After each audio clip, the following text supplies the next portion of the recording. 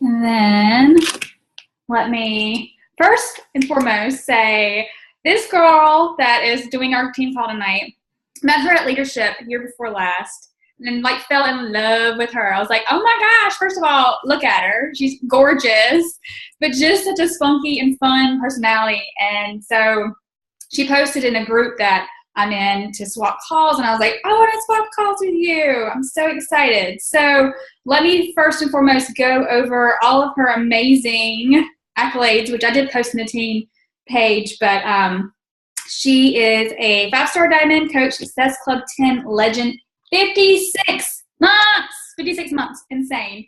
She quit her corporate job 2.5 years into coaching, which is obviously incredible. Lost 130 pounds. Really?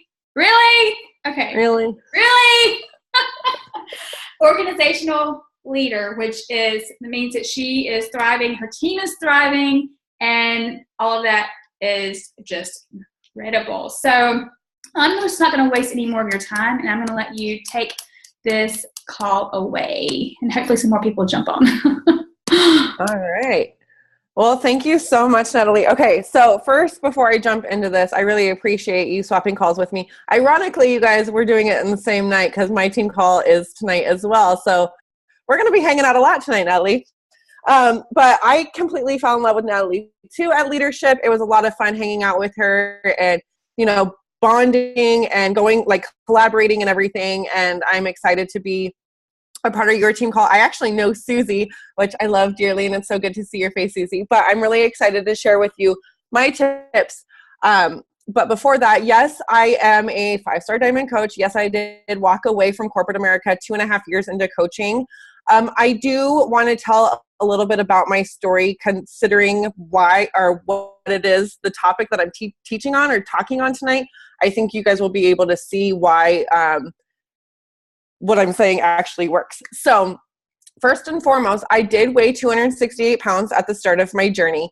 And at the time, I did not know how to lose weight or what was important or what to make a priority. All I thought was everybody needed to go run on the treadmill 2-3 hours a day. And that's what I did. And I hated it. I hated the gym. I felt like everyone was judging me. I was not around an environment that made me feel good or happy. I hated leaving my baby boy at home. I did not trust the gym daycare to put him in there.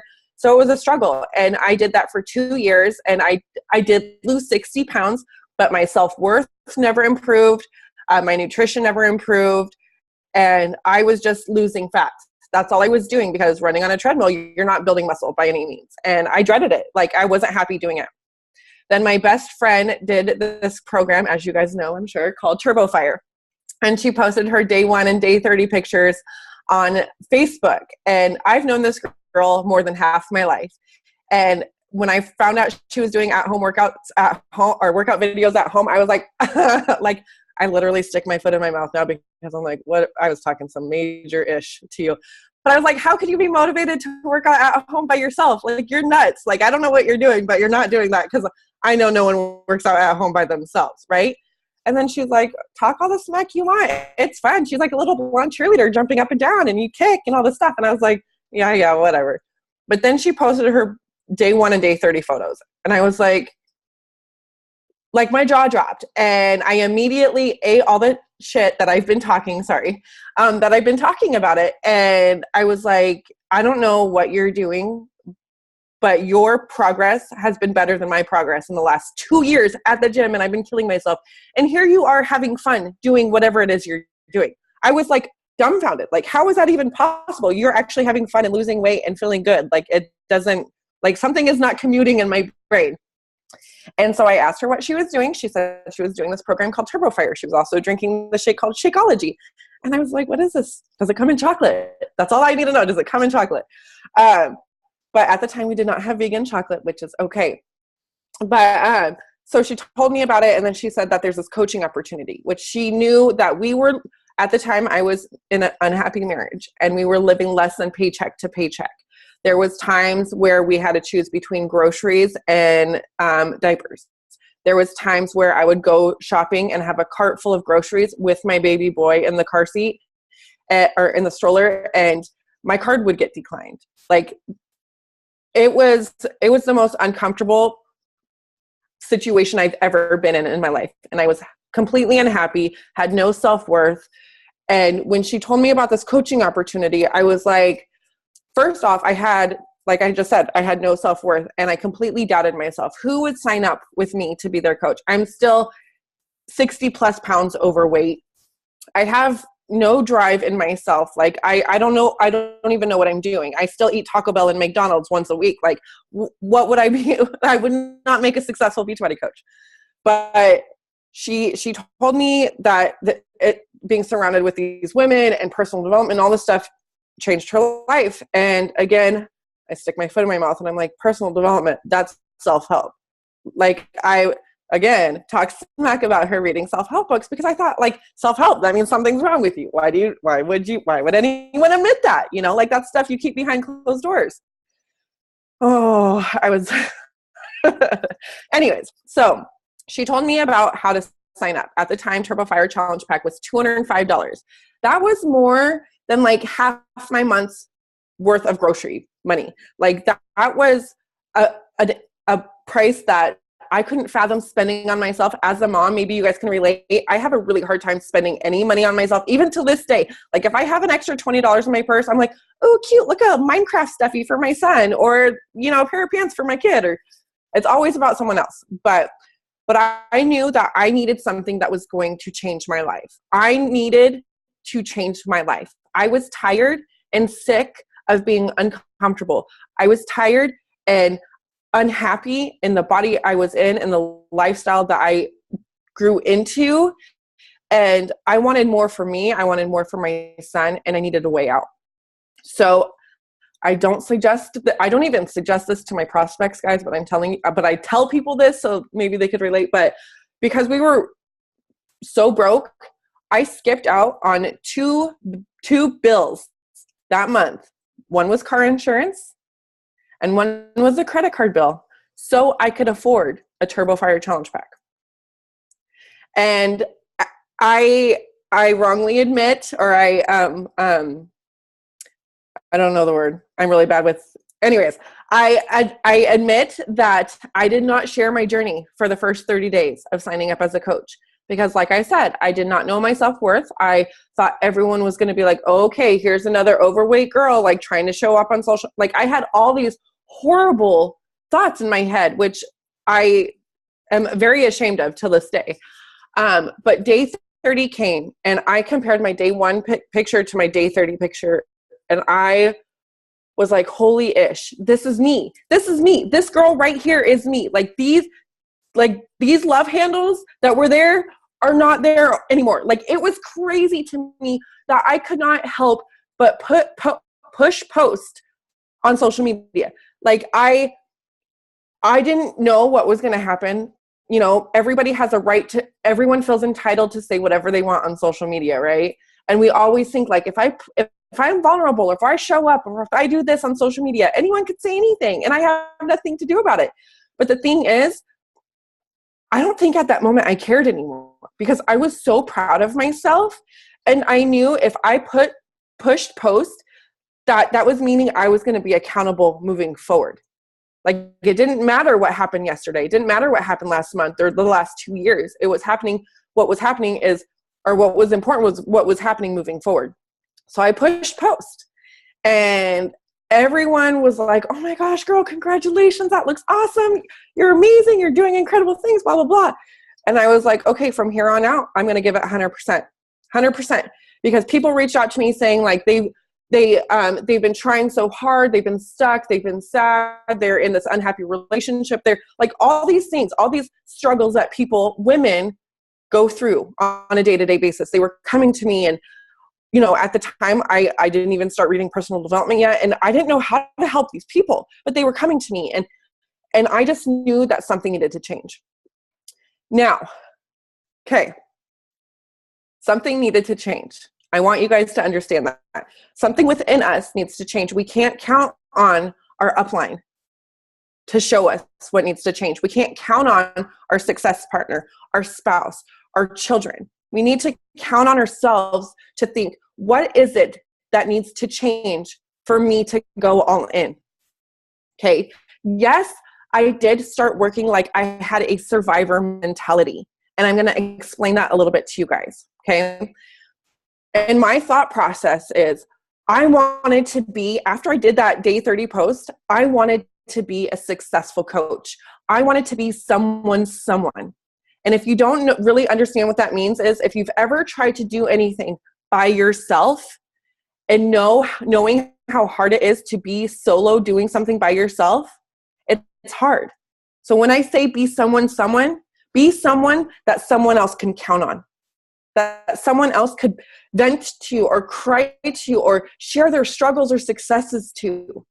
I wanted to be someone because I didn't want anyone out there feeling like I have felt before. I didn't want anyone out there feeling alone, ashamed, embarrassed, uncomfortable, unhappy. So I was determined to become the best version of me. And I even invested in self-help books, which the first one was The Gifts of Imperfection, and that was really hard to swallow for the first one, but it was what I needed. And I was determined to become the best person I could be to help others. Because like the airplane guys say, you can't put a mask on someone else unless you put your own mask on first. So I'm not going to tell you guys it was easy. I'm not going to tell you guys that, there was no roller coaster, because we all know in our weight loss journeys, in our entrepreneurship, and in our relationships in general, it's a roller coaster, right? We have our ups and we have our downs. And oftentimes when people have their down slopes, they get distracted, they get discouraged, and they push away. Now, here's the thing. I even wrote notes so I could stay on track, and I haven't even touched my notes yet. So I'm sorry. Just bear with me for a second. So here's the thing.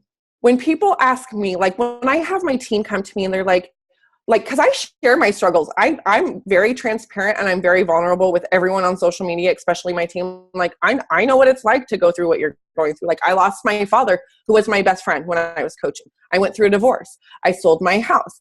I got engaged. My son, we just found out my son has scoliosis and neurofibromatosis. I was diagnosed with hypothyroidism and Hashimoto's and adrenal fatigue. Like I have all these things that have come into my life that it would have discouraged a lot of people to put on the brakes, like pump the brakes and be like, I need to focus on this. But the thing is, in my mind, I always thought there's someone worse off, struggling worse than me, that needs my help. And if I shut myself down because of what I'm going through, they're never going to get that help. And I know it's hard to think about it like that, but the more often you think about that, the easier it will get to go through whatever, to grow through whatever you're going through. Now I'm going to go back to my notes. And this is going to be a little bit engaging. So I know 2 of you are on the video, so I hope you guys can still chat in the chat box. Okay. So I want you guys to share, and Natalie too, what was it that made you sign up as a Beachbody coach? Was it the income, the freedom, the accountability, the community? Why did you sign up as a Beachbody coach?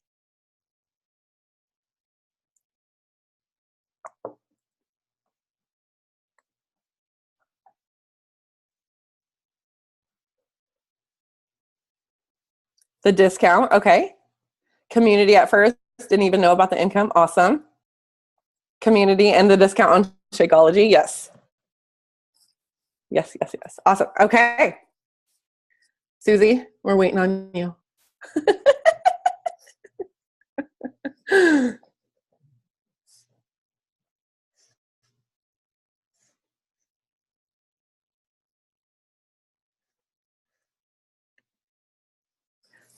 So while Susie's typing still, I'm going to go on to my next thing. Oh, discount and community as well. Okay, awesome.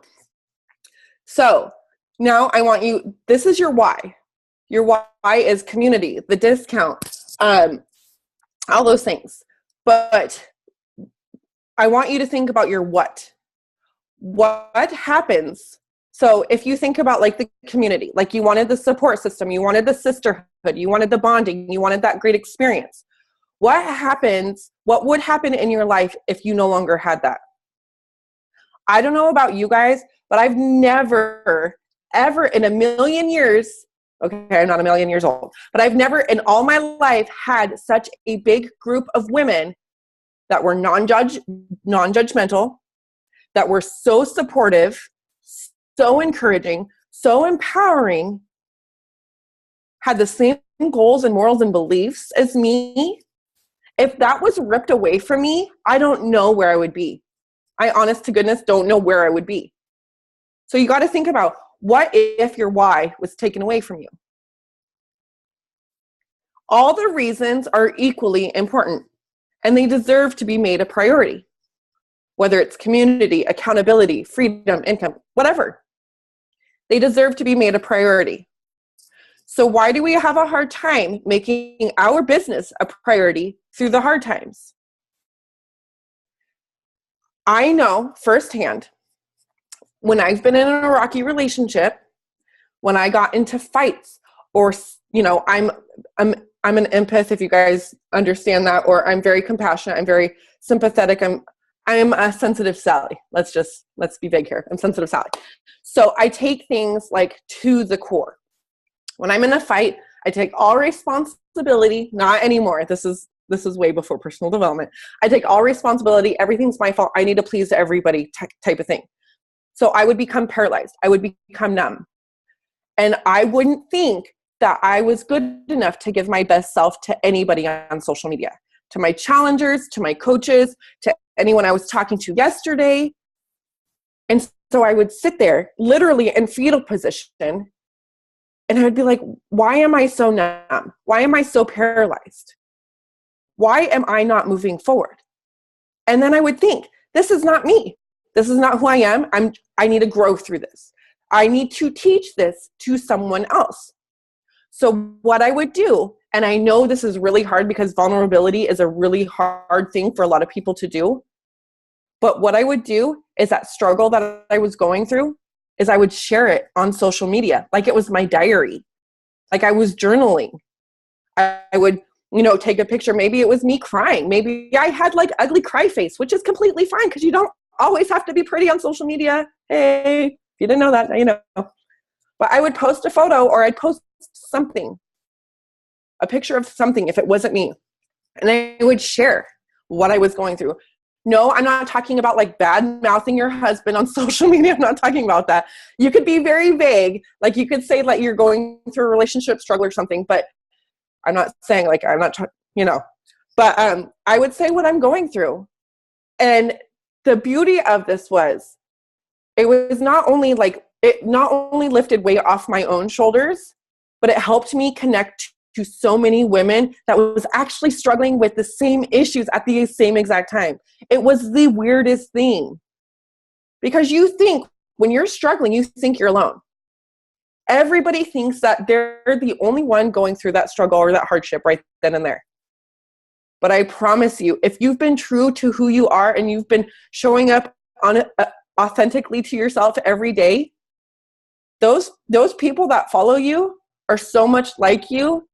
It will boggle your mind when you become vulnerable and you show up and you put yourself out there and they're like, whoa, whoa, whoa, whoa. I'm going through that right now too. So that's what I did. I turned it into something positive that could help other people. Now, here's something that's hard to swallow. And when I first heard it, I went to Platinum Edge my first year of coaching. It was Christine Dwyer, who hosts this like little mini summit. She got on stage and she's like, hey, success is not convenient. And I was like, what does that mean? What does that mean, success is not convenient? And then she went on this big thing. Like, I've been a coach for almost 6 years, guys. So I remember this, and I have hypothyroidism, so my memory is shot. So the fact that I actually remember this boggles my mind. But she went on this rampage about how people want to become a Beachbody coach so bad for X, Y, and Z, whatever the reason is. But they will only work the business when it's convenient for them. People will say, okay, I'm going to do my power hour from this time to this time. And instead, they'll go get their nails done. They'll go out for coffee. They'll go shopping. They'll go do things that aren't even aligned with their goals. we need to make our business a priority no matter what's going on. Like I have a coach and I still give her grief to this day, but she will let people come over whenever they want, even if it's during her business hours. If you were working for a boss, like if I was your boss, or if Carl would call you and be like, okay, Natalie, did you work your 10 to 2 job today? Or what were your hours that you worked today? Then you would probably be working your business. But we don't have that because we are CEO of our own business. So we need to be more disciplined. So we need to work when it's inconvenient for us or when it's inconvenient for other people. Sorry, friend, I can't help you move today because that's during my business hours. Sorry, friend, let's get together for coffee in 2 days when it's my day off or after my business hours. But I have to say, family always comes first. If my son is sick or if he has a field trip or something, I drop, because I'm able to do that now because I did what others wouldn't do, so I could do what others can't do. Let me just put that up. Okay. So use your why as motivation to get started, but use your what, like I talked about, like what happens if that's ripped away from you. Use your what to help you create your habits.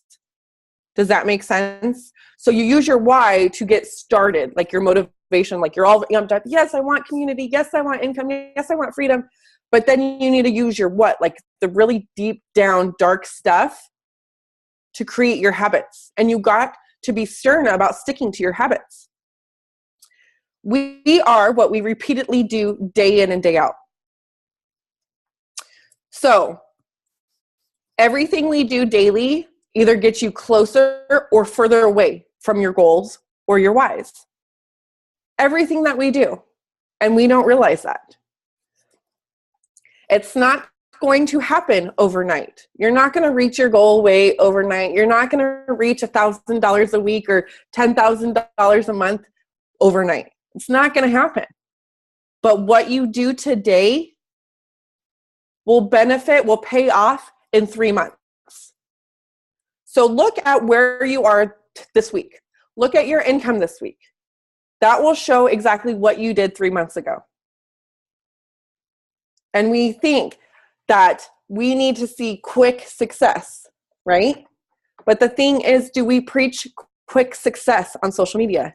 I just worked my ass off for 80 days doing 80-day obsession. Is that saying anything about a quick fix? No. Then why do we think that we're going to make $1,000 overnight as a coach? We need to retrain our brain and realize it will pay off, but we need to be patient. So I'm going to give you guys my little breakdown of my power hour or my day.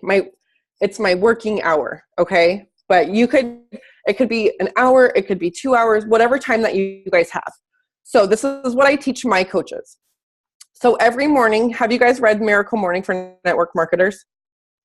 Oh my gosh, read it because it's freaking fabulous. You guys, you're gonna start starting your days off a lot more productive and positive now. So Miracle Morning for Network Marketers teaches you that the first 3 hours of your day is the most productive. So what we do, and your wake up time could be whatever you want. I choose to wake up at 5 a.m. because my son is an early riser. And you could choose, your morning could start whenever, but my son is the early riser, and I like to have dedicated Gage snuggle time before he has to get ready for school. So I need to get my ish done before he wakes up. So right when I wake up, I spend 30 minutes reading personal development. I do personal and I do business. Now, everyone could do whatever they want. They could do 1 book. They could do 2 books. They could just do business. Just do personal based on what you need at the time. Then I write my daily goal. So I journal. So I journal my monthly goals, what I'm working on this current month, and I write them in present tense. I have helped 10 people this month. I have earned so-and-so. I have reached X, Y, and Z. Then I write gratitude, things that I'm thankful for. Because I know the universe does not give me more if I have a lack of mentality. So I express gratitude. Then, last but certainly not least, I write what I call my daily love, or words of affirmations. These are your I am statements. These are very powerful words because oftentimes we are telling ourselves, I'm not good enough. I'm not meant to be a coach. I don't deserve a good income. I don't deserve to be my goal weight. I don't deserve this. So when you say, I am confident, I am more than good enough. I believe in myself. I deserve an abundance. All this amazing stuff. If you guys go to Instagram and you're addicted to IG stories like I am, you will see my miracle morning routine every single morning. I share it with everybody. So it's fit with Vicky, by the way.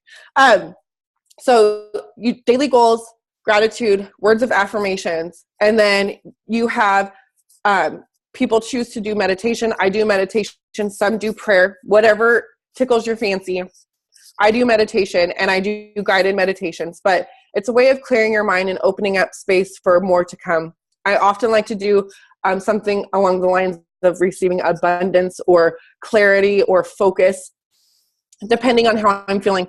But you do that all within the first hour of you waking up, and you will be shocked how productive you will be throughout the day and how more positive you will feel. Now, you could do your power hour, however your schedule allows you to. I want you to make sure that I want you guys to realize, like, Natalie's schedule is different than mine. Susie's schedule is different than Natalie's. Like, everybody's schedule is so different. So it doesn't fit your needs to follow suit of someone else's, but just make sure that you're getting done what you need to get done. That's what matters the most.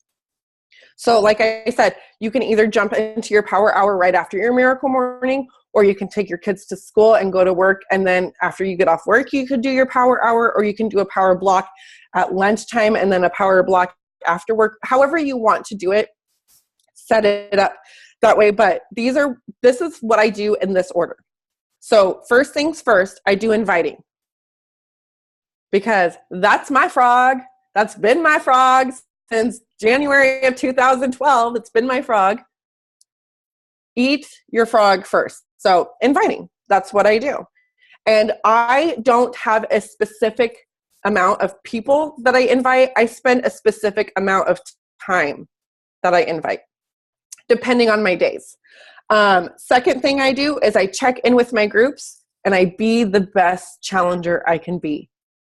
So I always show up in my groups as a challenger, and then I'm everybody's cheerleader. I cheer everybody on. Even if they posted last night at midnight and I didn't see it, I will make sure that I see it and I'll be their cheerleader. Number 3 is make new friends. Get on the interweb, get on your social media and scroll and make friends. Scroll with intention to make friends.